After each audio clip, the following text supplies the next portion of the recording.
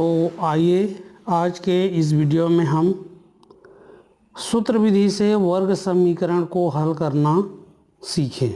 वर्ग समीकरण को हल करने की एक विधि हम सीख चुके हैं। मध्य पद को दो भागों में तोड़ना विधि से हमने सीखा है, लेकिन किसी वर्ग समीकरण में मध्य पद को दो भागों में तोड़ने में थोड़ा कठिनाई हो, या ऐसे वर्ग समीकरण जिसके मूल करणी के रूप में प्राप्त होते हैं, मध्य पद को दो भागों में तोड़ के सरल करने में कठिनाई होती है।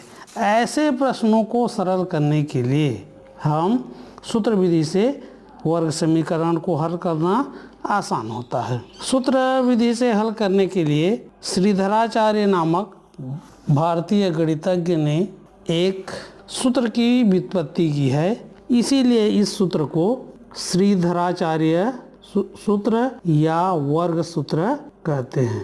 तो सूत्र विधि से वर्ग समीकरण को हल करने का ये सूत्र हुआ। इसी सूत्र को ही हम श्रीधराचार्य सूत्र या वर्ग सूत्र कहते हैं।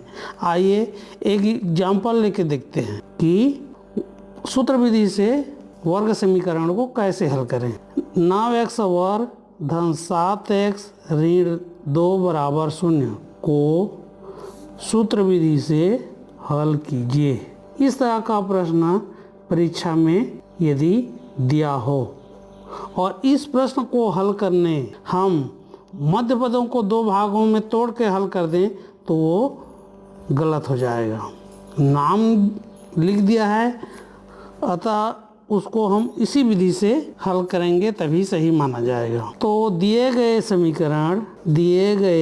वर्ग समीकरण 9x वर्ग धन 7x ऋण 2 बराबर 0 को मानक समीकरण ax वर्ग धन bx धन c बराबर 0 से तुलना करके हम a, b और c का मान प्राप्त कर लेंगे। a बराबर हो गया 9, b बराबर 7 और c बराबर ऋण 2।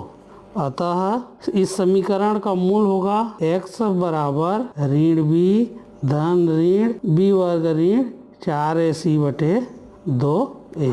अब इसमें मान भरेंगे। ऋण का ऋण b का मान 7 धन ऋण b वर्ग, तो b का मान 7 है तो 7 का वर्ग ऋण 4, a का मान 9 और c का मान ऋण 2 बटे 2, a का मान हो गया 9। कोष्टक खोलेंगे तो ऋण 7 धन ऋण 7 सत्ते 49, ऋण और ऋण का गुणा होके धन 4 निया 36, 36 दूने 72 बटे 18। तो ऋण 7 9 2 11 का 1 हासिला 1 7 4 11 1 12 बटे 18।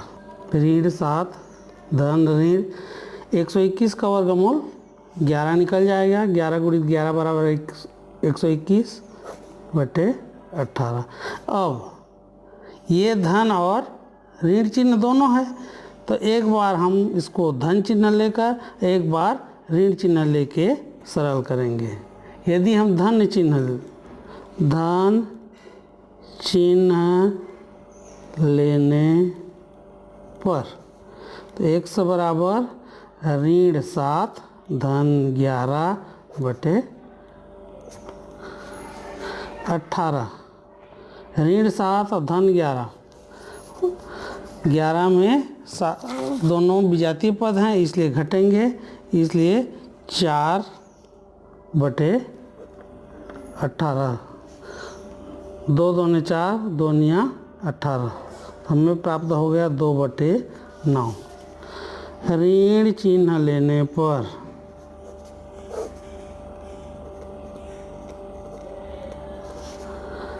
x बराबर ऋण 7 ऋण 11 बटे 18। दोनों सजातीय पद हैं इसलिए जुड़ जाएंगे। 11 और 7 18 बटे 18। 18 एक कम करके एक दूसरे से कट जाएगा और x का मान ऋण 1 प्राप्त हुआ। इस तरह से वर्ग समीकरण 9x वर्ग धन 7x ऋण 2 बराबर 0 के दो मूल दो मूल 2/9 और ऋण 1 प्राप्त हुआ। अतः वर्ग समीकरण 9x वर्ग धन 7x ऋण 2 बराबर 0 के 2 मूल 2/9 व ऋण 1 होंगे। इस तरह से हल करना है। सूत्र विधि का प्रयोग जब प्रश्न में लिख दिया हो तभी कर सकते हैं, ऐसा नहीं है। यदि प्रश्न में वर्ग समीकरण हल कीजिए या वर्ग समीकरण के मूल ज्ञात कीजिए लिखा है तो हम स्वतंत्र रहते हैं कि हम किसी भी एक विधि का उपयोग कर सकते हैं।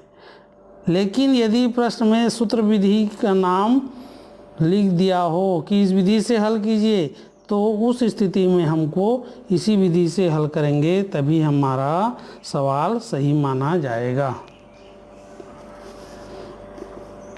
तो आइए हम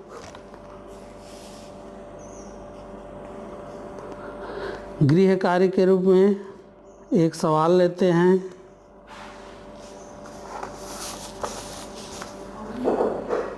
वर्ग समीकरण 3x वर्ग धन 7x धन 1 बराबर 0 को